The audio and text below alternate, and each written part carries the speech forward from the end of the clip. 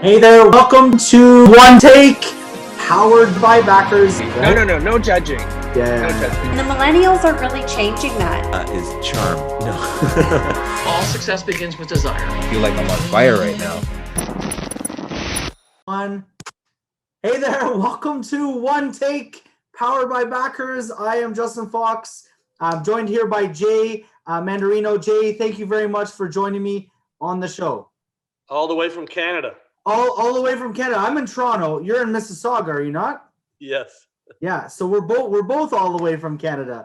So most of the audience people here, actually last episode I had someone from Montreal on, which is the first Quebecois. I've had a few Americans. I feel sorry for them and their co-presidents right now because I'm not sure who's going to win, but and I don't know they are either, right? But anyways, welcome to the show. Thank you, Justin. Awesome. So here's what I'll do a quick bio. So you are president and CEO of the CG group of companies. You oversee obviously the daily operations of 35 companies and currently growing. So including the not-for-profit ventures, which total sales reaching over $40 million. So you're located in Mississauga, as I said. I'm not going to go through the whole sort of bio there on here. I don't want to read it all out, but why don't we do this? We'll do obviously CG group of companies, number of different organizations. Let's start with I'm going to go another choose your own adventure. Everyone loves choose your own adventure books. Choose your own adventure. Do you want to start in the beginning of where it all started, or talk about more recently where you are today? The beginning is always good. The beginning is, so let's go back to the beginning. Beginning of time. Where did it all begin for Jay? So I'm gonna tell you a real small little story just because I think it gives some context and it's Okay. inspiring to a lot of people. Perfect. So when I was 8, I attempted suicide. Had no self-esteem. I couldn't read or write. I was told I was stupid. I would go to the front of the classroom. I would try to read a sentence. People would laugh at me. It was terrible. I'd get in fights. I was institutionalized, put on Ritalin. Anyway, long story short, they finally found out I had ADHD and dyslexia, which I think any entrepreneur probably has part of that somewhere. Right. And so my parents sold their home for me to go to a private school in the States to help me work with that. And that's where I met my first best friend. And he taught me to skateboard. And that's what I'm holding here, a CJ's Tech Deck skateboard. And Perfect. skateboarding was a way for me to jumpstart my life because I felt empowered. It wasn't a team sport, so I wasn't competing against anybody. I was the first person to jump over a Ferrari in front of the Eaton Center in 1976, boys and girls. That's Wow. right. I'm turning 60 Okay. in March. And from then I became third in Canada for slalom and fifth in freestyle. And anyway, just empowered me and I got motivated. And I started my business in grade 13 when I came back to the States and started the basement of my parents' home with one photocopier. And now we're in a 250,000 square foot facility, state of the art, with 240 employees. So pretty cool. Interesting. And are all of those employees working on multiple sort of businesses and entities in that one facility there? Yeah, what I wanted to do is I wanted to empower children and youth and to give back to them. So I had to figure a way how I could make money to do that. So we have the world's largest indoor skate park. Okay. It's amazing working with everything from at-risk youth to kids with special needs, autism. We have a free program for kids in cancer. We actually started a blind and vision impaired program. So go all over the world. It's pretty cool. So the main companies, the publishing companies we have. Okay. I was going to say CJ's skate park is the skate park, right? And then it's here in the facility. Right. And then the publishing, you've got auction services, a number of other things, right? Yeah, and those are all not for profit. Okay. But our main business is printing, packaging, finishing, mailing, fulfillment and distribution, photo studio, some creative building online portals. We actually built the one for Uber Eats. Okay. So we've got some great clients, do a lot of amazing work, and I'm surrounded by an amazing team. Awesome. We're also the most awarded printer in the year now in the world. We have over 6,500 awards, which is pretty cool. It's great for Canada. Wow. And all right here in sort of arguably the GTA-ish Mississauga. Cool. That's very cool. So one of the things I'm going to take a step back here.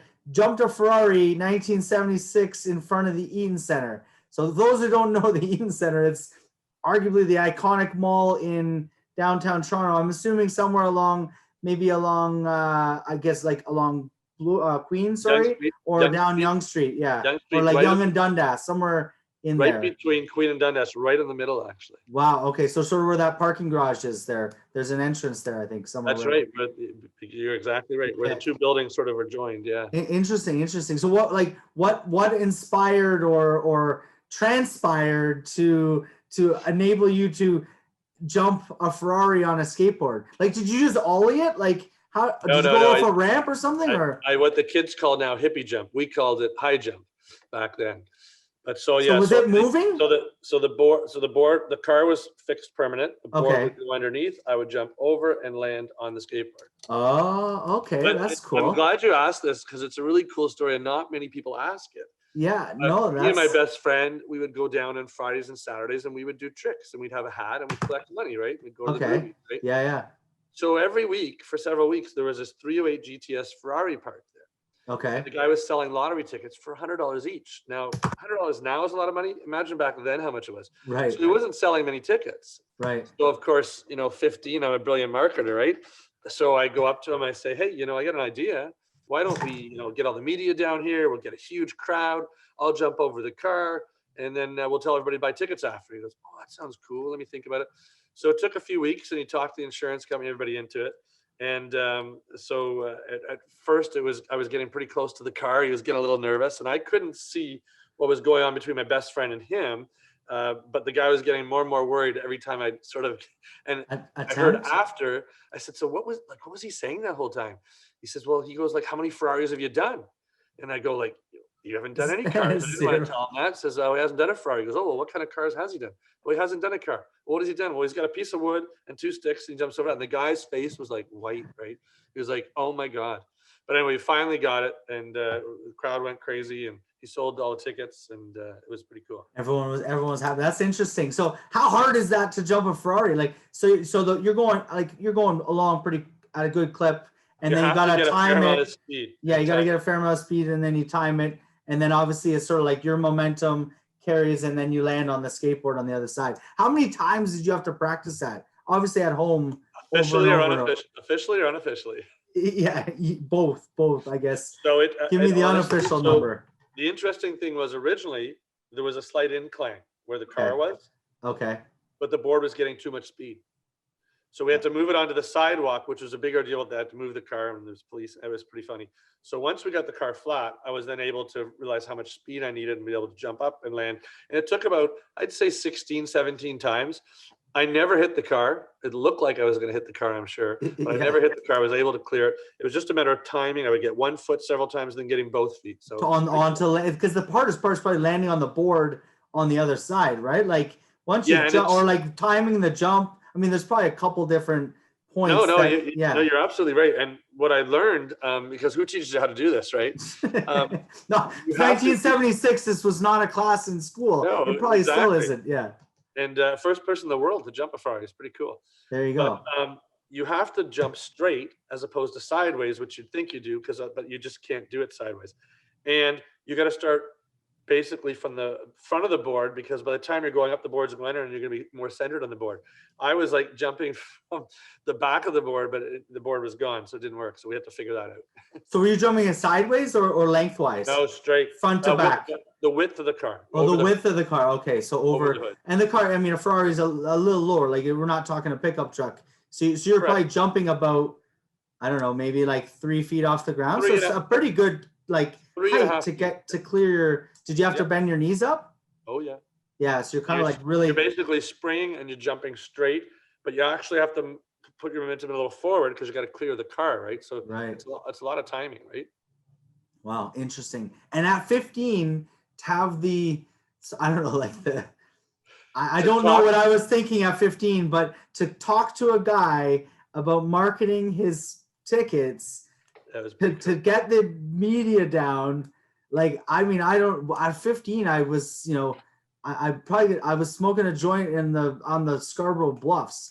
You were the guy. Yeah. No. Yeah. I was the guy. Yeah. Well, The, I was climbing the bluffs. It's legal now, so I can say that. But yeah. So Yeah, anyways. everyone couldn't believe we got it done. And Yeah, I've it's met amazing. people who were in the audience later over the years, which was pretty interesting, who were there that day. So Wow, that's kind of cool, cool. yeah. So you had like a big crowd, kind of. I mean, it's obviously Oh yeah, inside there was like downtown Toronto 12 media. It was packed. It's 12. I Wow. remember the Eaton Center at that time was like the place. Like you said, Yeah. iconic. Yeah. Absolutely. Yeah, interesting. Young Street, longest street in the world. People don't even realize. Yeah, it goes all the way up. Like, it's Highway 1 or whatever. It's far. Yeah. It goes. I way wouldn't want to up walk it. there. Right. Exactly. Interesting. Okay, so CJ, so skate park. Obviously, that was sort of the beginning of the skate park and the skating. You mentioned the slalom. Are you talking skateboard slalom or like so snowboarder 1977? skiing? No, it's similar. So 1977, the CNE, Canadian Olympics, skaters from all across Canada, Montreal. You went down a ramp and you had to go through cones, and it was timed. At the exhibition at the CNE. Yep. So where was Pepsi challenge? Where was it? Where was it? What kind of hill were they setting up, or did they make like a man-made ramp or something? There you go. It was my first trophy. Wow. The arm's broken, but it's still on the skateboard. Yeah, no, for sure. Where did they make the ramp? So it was in the exhibition place. It was sort of Yeah. towards the Princess Gates, and there was a whole area with Participation and Sports Canada. Okay. And ironically, Monty Little was the guy who organized it from Vancouver. And I just competed 3 years ago at the World's freestyle event out there, and he was organizing that. And we realized we had met before. It was just hilarious. 30 years later, we were 40 years. Sorry, this you just said you just competed 3 years ago at the World's freestyle. Freestyle skating. Yeah, they have a legends division. So over 40, I think it was over 50 at the time, but over 50 now. I think they've lowered it to over 40. So we had a bunch of us competing. So it was pretty interesting against these kids who are amazing. The new generation who are 8, 9, and 10 from Japan. Like there was 26 countries. It was crazy. Crazy. Wow. Represented Canada. Yay. There you go. Awesome. Well, congrats on that. And then the sort of the career throughout that period, right? So, and then the printing, right? You get in. So what brings you, like, I want to understand your mind thought process a little bit. They've tried to. Yes, you mentioned the childhood thing, and I'm obviously we're obviously, everyone's glad you're here today. And I know there's a lot of children that, I myself, I self-diagnosed with ADHD. Later on in life, I having found out what it was, I as a child had different things that sort of deal with, nothing of that extent, but how did you kind of go from that and then to today? Like what makes you kind of want to, like, I guess my question maybe is, have you ever thought about what makes you want to go up to a guy to help him sell tickets, or like what makes you do certain things that you do?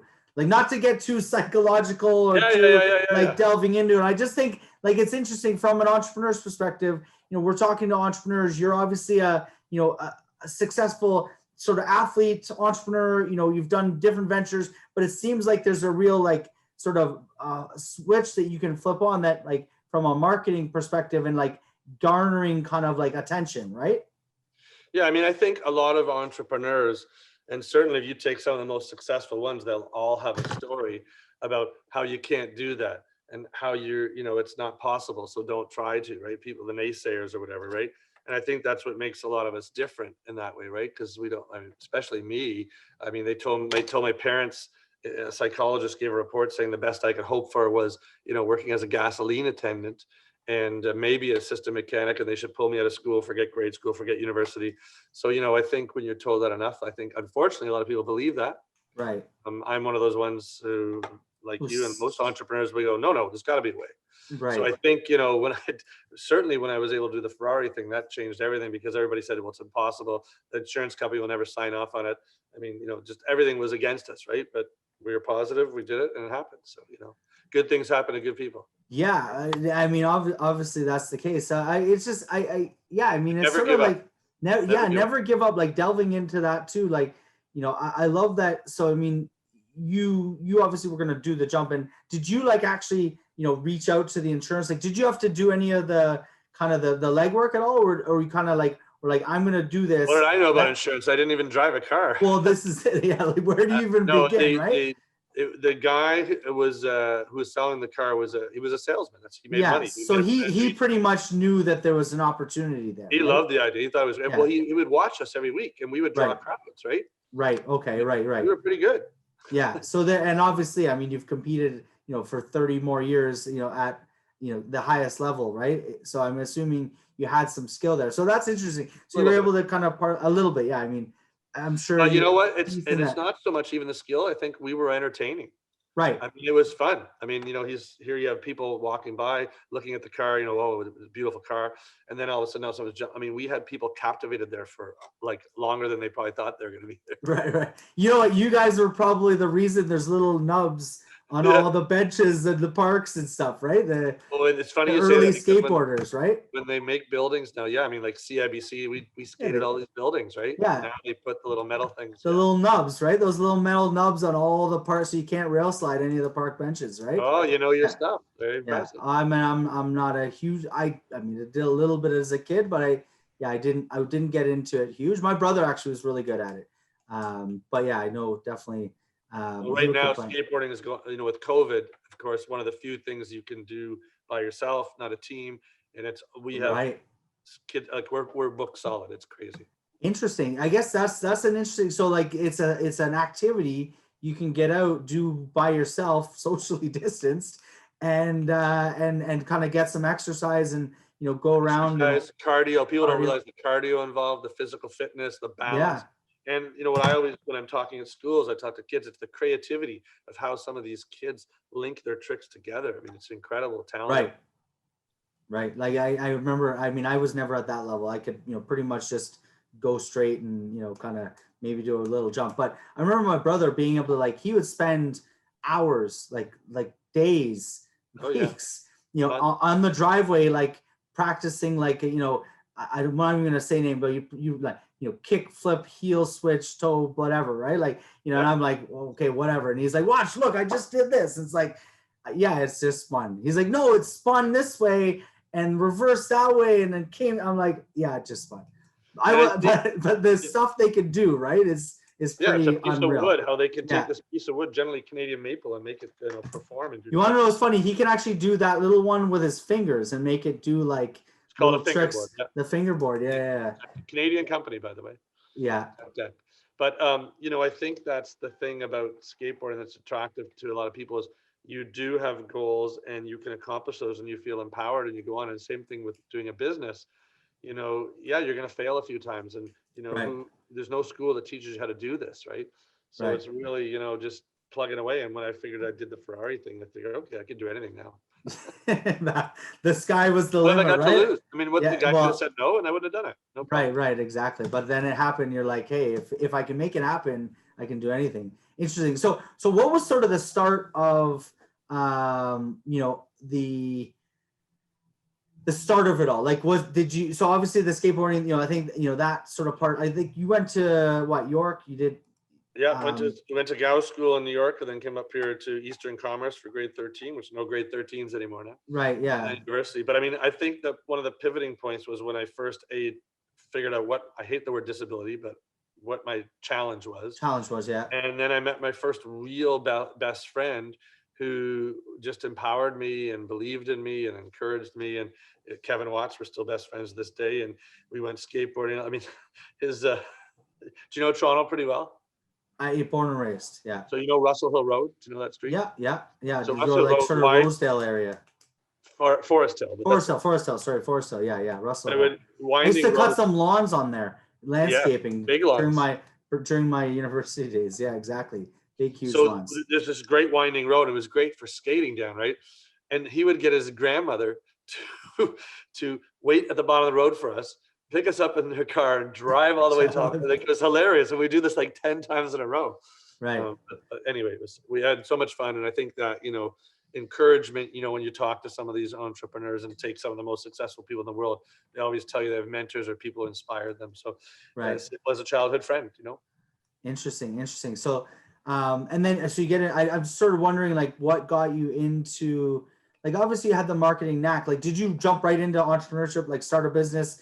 Sort of like start little small Pretty different well, things, yeah. or So did you? so no, it's actually it's a really good question. So in between high school in the summer and university, I did like 3 jobs. So I was a service manager at Pluricycle, which at the time was I think the 3rd largest bike stop in the world. I delivered pizzas for Pizza, and I was assistant manager of a sandwich shop on Young Street. So I was involved in that. And then university, I was a bank teller. And then I saw all these businesses depositing money, and I thought, Right. I think I want to have my own. I want to be on that side of the counter. I think, Right. Yeah. So I think Interesting. just all of that, and just did it and paid for my own university, and bought one machine and started with $800. And so you got into the printing side. Was that sort of the Yeah, first I started. business? So I couldn't afford to buy a printing company. Obviously, I started a Right. printing company. So what I did is, Why not? I thought you just jumped a Ferrari. Why can't you buy a printing company? No, Yeah. I'm Well, we kidding. didn't get paid for it. Oh, no, he didn't even give you like a ride in the Ferrari or. Yeah, we did get a ride in the Ferrari. Yeah. Okay. There I you don't go. know if I'm allowed to say that, but we did. Yes. Yeah, that's fine. It's however many years later, no one's coming back, right? Yeah. It's funny though, when I'm at a school, students will go, "So, like, was it your Ferrari?" I go, "No, it wasn't my No, Ferrari. I was 15." 15. Yeah, exactly. You were, but okay. So you didn't buy. So you started your own print. You got a printing machine, or what was So sort of no, the first so I step? started. So in grade 13, I started a business called CJ Graphic Images. I had a partner. Her name was Chris, and I loved the name. And she went on to Humber College. I went on to York, so I bought her out. I think it was $1,200 or something because I like the name CJ, and then I called it CJ Graphics. Right. And someone wanted me to print something, and I really didn't know anything about printing, but I went out and got prices. And as I interviewed printers, I thought this is a pretty cool business because every job's different, and I'm visual. I like it, and you can contribute, and it just seemed like it was interesting. And everyone's going to need printing. So then I met my first good friend at university, and his father actually had a printing company, sold it, and become a print broker. So he'd subcontract work to other people, represent it, and sell it. So I thought this was pretty cool. So I became a print broker, and that sort of developed.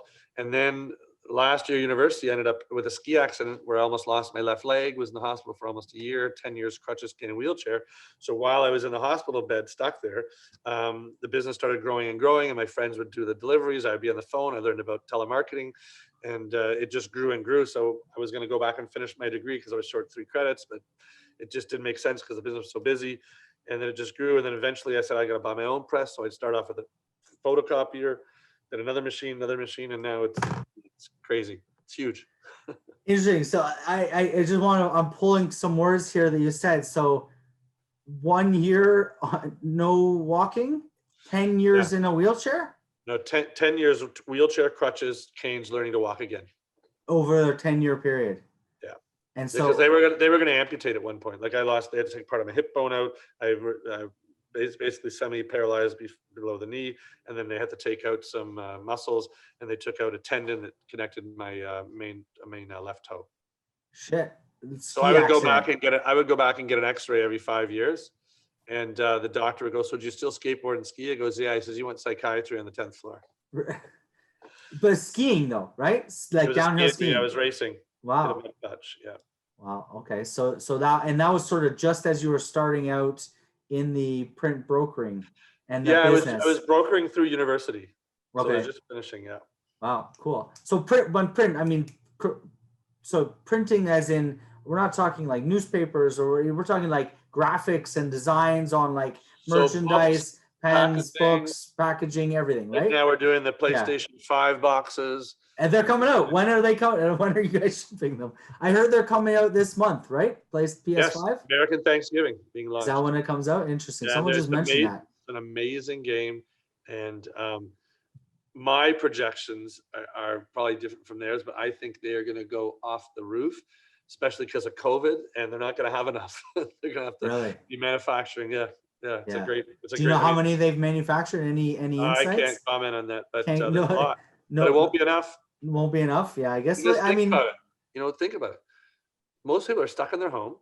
Yeah. Only so much TV and movies you can watch. I mean, Netflix. I've run out of Netflix. I don't know if there's any more shows on Netflix to watch. Like, I'm actually getting it. Speaking of like the guy we had in yesterday was French, but like getting into like foreign language shows, and I'm like, am I watching dubbed? Like if you asked me a year ago, I would never watch a dubbed show. Now I'm like watching some foreign language dubbed show. Anyways, but yeah, that's the world we live in. So yeah, they've made a lot. Yeah, and it's an amazing machine. I mean, it's sleek looking. People are gonna love it. Yeah, I've never bought I think I had a PS2 in university with roommates, but or PS3 maybe, the one that was all black. I forget which one it was, but we had that. We bought it as a house for a couple of years. We had it. I don't know where it went, but I've never had one other than Nintendo back. The original Nintendo, when I was like a 7 or 8 year old. Game Boy or whatever. No, the actual original Nintendo. Oh, the original one. Like the real Nintendo in like 1984. Yeah. I got it, I think, for Christmas. But yeah, I might get a PS5. Why not? Hang out with the kids, play some Madden 2K or whatever. 2K20. Yeah, look, my kids are 4 and 7, but they'll be before they'll be. Gonna bring them to the skate park. We start them at 5. Yeah, for sure. Well, are you scooters guys too. Scooters and skateboards? Are you guys open during COVID? Like, what's the hours like there? We are packed. It's every day. It's yeah. Crazy.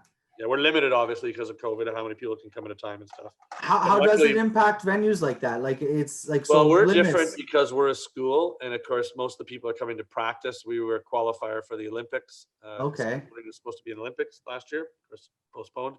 So we have a lot of Olympians training. We have people for contests, and we do a lot of lessons. So you can do that, and we're registered as a school, so we have areas divided into rooms, and you can have 10 people per room. So because it's a huge facility, right? So right, interesting. Yeah, I'd love to. Let's talk off air. I'd love to bring the kids out.